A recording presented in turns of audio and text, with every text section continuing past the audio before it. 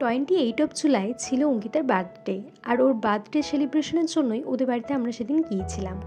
তোমরা যেন আবার এইসব ছোটো ছোটো কেক দেখে একদমই অবাক হয়েও না, কারণ বুঝতেই তো পারছো ছোটো ছোটো মানুষদের জন্য ছোটো ছোটো কেক। বাই দ্য ওয়ে, ও কিন্তু একদমই বুঝতে পারিনি যে আমরা হঠাৎ করে চলে যাবো এরকম।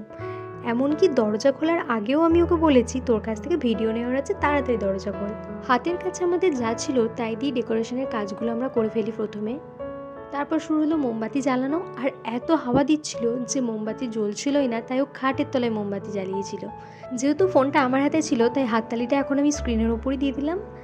Happy birthday to you, happy birthday to you, happy birthday dear Nepali, happy birthday to you.